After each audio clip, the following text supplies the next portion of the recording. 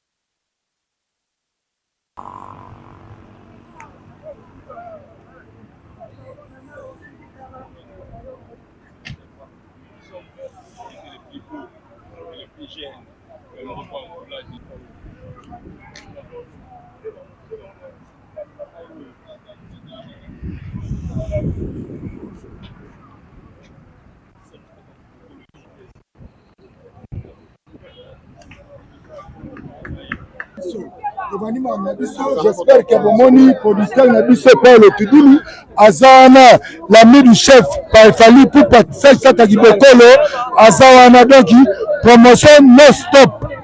Il y a le militaire, n'a pas ce passage et pas il y a vice-président. Voilà, tous on a baillé de Luanda, équipe complète, tous les warriors de Luanda, Bomoni Awa, na gauche, tous on a vice-président, Diego Kengebeni, Tomoni sénateur Paul Tudulu, il y a Dino Tata Kibokolo.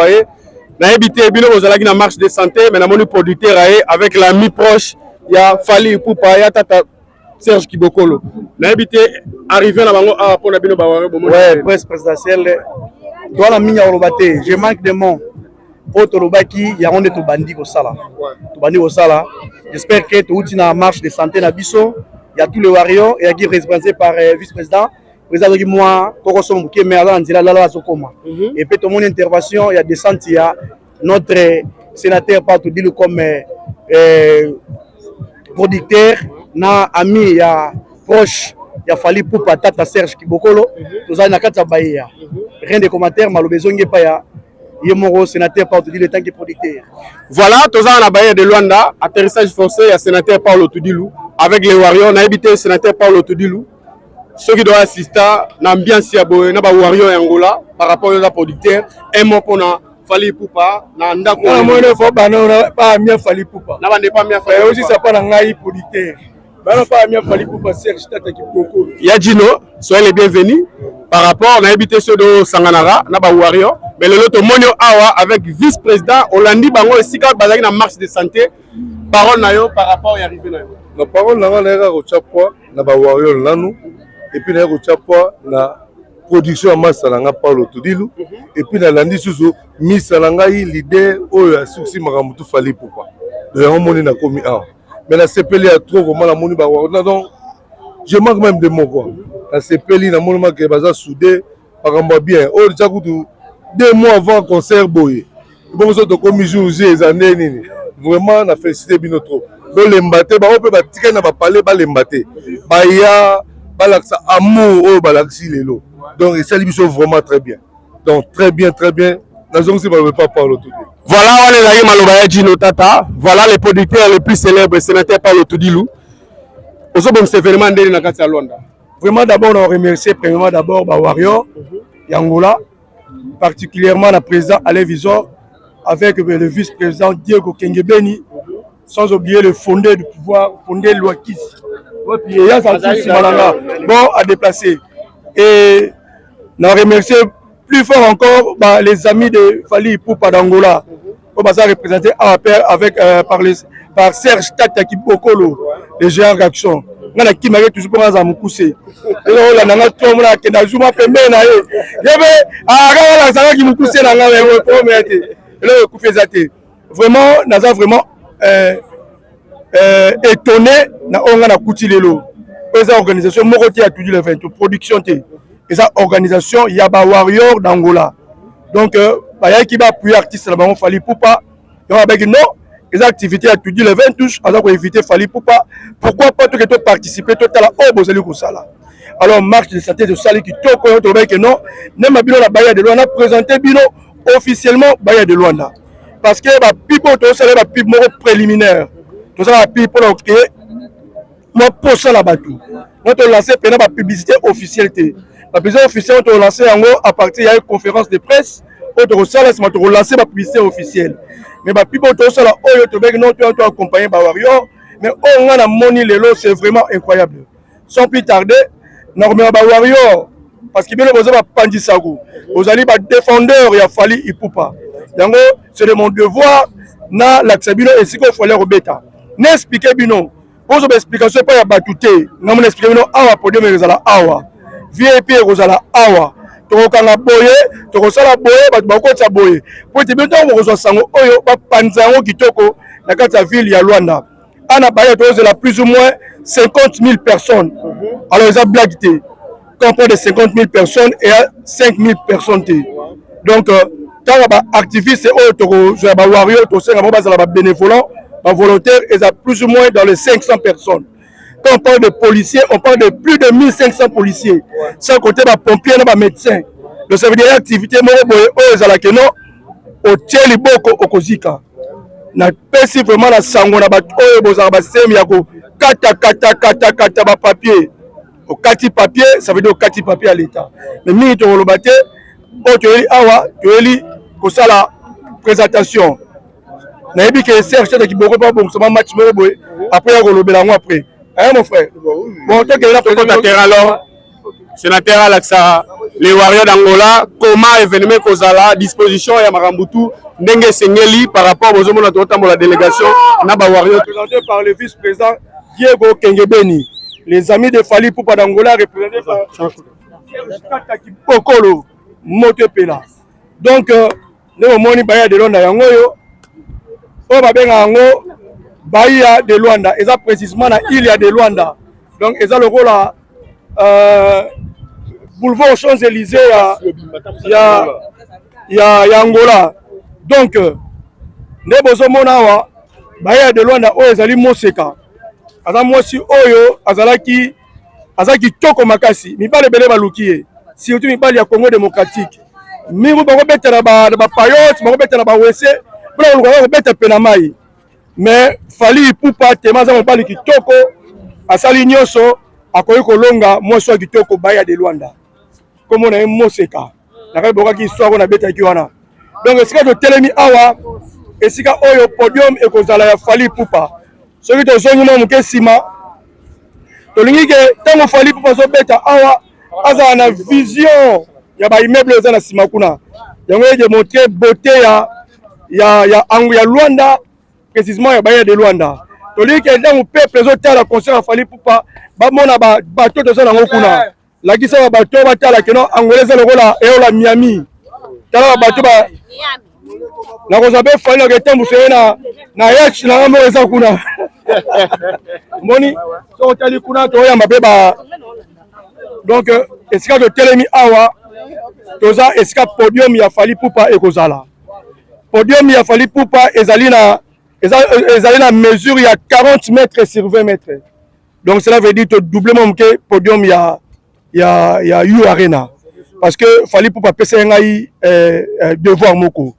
Abinanga que le sénateur Paolo Tudilu n'accepter concert Yangola Oyo na lingi ngana yo to choquer batu. Ko choquer batu nenga bien ya nenga mabete mais ko choquer batu na nenga musala. Tout ça likamoko boy oyo na ni salamito abengi inédit. Boni yangwana avec le bientôt là bon on a déjà ba image na biso ya ba réseaux sociaux bon on a ba ndenge nini kozala en plan structurel ya Bahia de Luanda. Donc awa podium il fallait soit plus ou moins 40 mètres sur 20 mètres ya katiana et kozala podium moko ba kotonga biloko na katiana oyo bon on a tu na prendre biso ya na perspective à plan na biso. On a double area VIP donc surtout baluki boye totali boye. On a double area VIP moko etala boye area VIP monsieur etala boye. Après hôtel en photo ezala et mesurer 25 mètres sur 50 mètres. Nous avons la double area VIP, nous avons 50 mètres sur 25 mètres. Na kati wana yango ezala première VIP A oyo fali pas en contact na ba oyo bazala ko telema. Mais azala le lemo to be yango le lemo na ba expression na biso technique ya podium. Azala le lemo moko eko bima ezala mesurer plus ou moins 10 mètres. Et ça qu'il fallait pour pas avoir contact na ba peuple na ye na ba baza musika ko na pa mona ye na pembeni. Alors tu as la VIP A, tu as la VIP B. Après VIP B, est-ce que le peuple ko zala ba zala belé mais ba zala sipo moto tsa bango.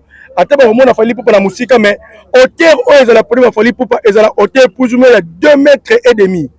Donc elle est qui beaucoup na moulai. Donc podium a fallu pour pas et qui beaucoup na moulai. Donc ça veut dire atoza kuna au moment a fallu pour pas mais tellement que fallu pour pas rappeler na besoin ba warrior na ba mona na pembeni a plus ou moins il a deux écrans LED wana ils ont plus ou moins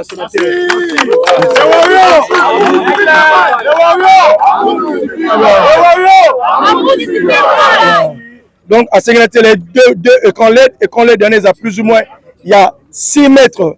Il y a largeur, puis hauteur, et ils allaient à 3 mètres. Donc cela veut dire que 3 mètres, on a même à l'aide, on a les capés sous Serge Tatakiboko na Moulaï. Donc Kiboko a la référence pour parce que les bisous qui ont les carrosses na Moulaï. Unité de mesure. Donc les cas Serge na Moulaï. Donc c'est un peu ça. Nakatuana, même sur le moment où ils ont Bahia de Luanda. Pour votre information, tu as Bahia de Luanda pendant 30 jours. Donc l'État n'a biso et puis Bahia de Luanda pendant 30 jours. 30 jours entre Juana et Zali pour 15 jours à préparation avant concert. Donc cela veut dire à partir du 15 juillet, tout dit le 20, et vous avez possession de Bahia de Luanda. Et comme propriété, tout dit le 20. Nous sommes salama awa, tomata, tobeta shit, tomon saboye, et vous qui pega nini biso. Donc cela veut dire que kanga Bahia de Luanda oh nous sommes vedari yango. Et vous allez comme on nini, on a la base na biso awa. Warion nous sommes les camarades salate, yaga la base. On va dire yaga la base. Et si on a beaucoup de garde à tout le 20 tout, ça c'est identifié aux Warriors, au Awa, tout le ba bisika lia, ba nini, tout travailler, tout solo là, tout mona, tout publier na motiver ba auto ça les amakambo ya minene. Tout ça na 15 jours na biso pour remonter ba instrument, pour monter ba podium, pe conférence de presse ya suka tout ça lango awa na Bahia. Et on a sengi na ba pandisa nyonso. Disposition ba eza pour na bino pendant 15 jours à partir le 15 juillet. Donc émission sur les ala focaliser dans concert à Fali pour pas te permettre de nous salango ah on a Bahia de Luanda pour avoir sa beauté en boka na biso. Après ça après concert to sala sous 15 jours pour le démontage et ça peut tellement pour expliquer mo kilike to koki yango to tondisi yango to buki yango monsieur to démonter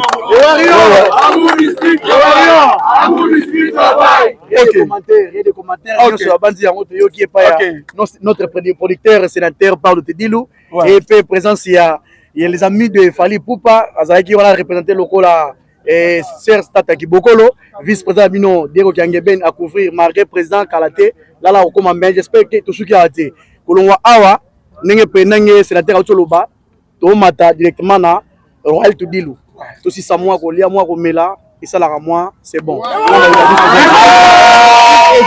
vice-président Nebta Bino surprise moko sur la scène ba warrior ya Angola ezali boyi to lingi teke mukolo wana ezala mukolo moko ezala mukuse. Donc tu fongola la porte na biso awa pour na concert à Fali pour pendant 10 heures. 10 euros tokotia bakiosque batenda awa tosala marathon na moko ya moke awa biloko ya kolia biloko ya komela oyo amonaka nga ozwa mpe tenda na ye awa ye azwi tenda moi wana tovandi awa.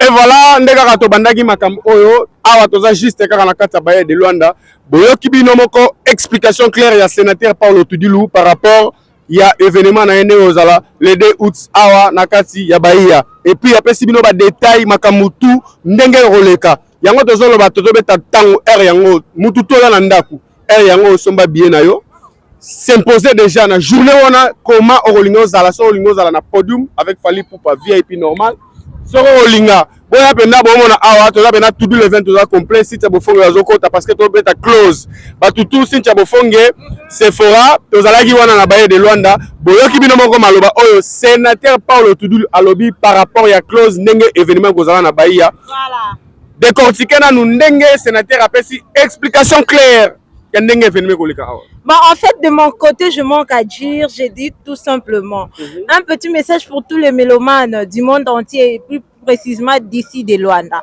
Venez nombreux. Bon, il y a déjà pour réserver Babien Nabino et c'est l'important en fait. Bossomba Polo, vous voyez nous, tout dit le 20 touche toujours. En fait, je n'ai pas trop à dire. Je mérite bien que Sephora apaiser la bino en portugais. Merci. Voilà, nós estamos aqui na Baía de Luanda com a Sephora fala só português. Sephora, como é que você vê o dia de hoje? Como é que o cota Paulo Tudilu explicou como é que as coisas vão passar aqui? O dia de hoje é um dia maravilhoso. Nós estamos a comemorar Tudilu Eventos. Estamos aqui na Baía de Luanda. Dia 2 de agosto estamos todos aqui.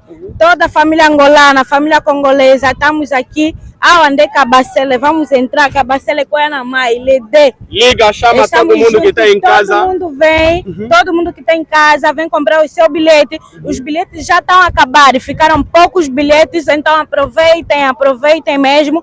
E não falta comprar a t-shirt, vossos t-shirts. Tchau, beijinho.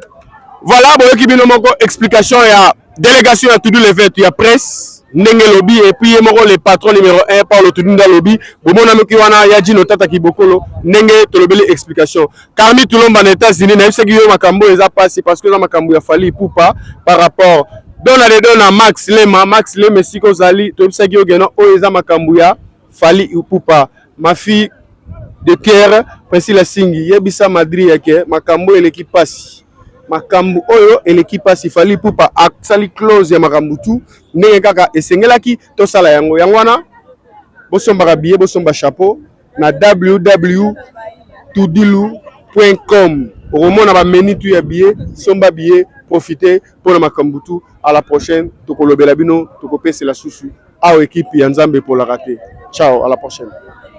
Muito boa tarde, sim. Sim, queria saber um pouco do nosso produtor, como é que foi o evento de hoje e queria saber qual é a sua alegria do dia 2, como é que vai acontecer, como é que organizaram as coisas, como é que as coisas vão ser.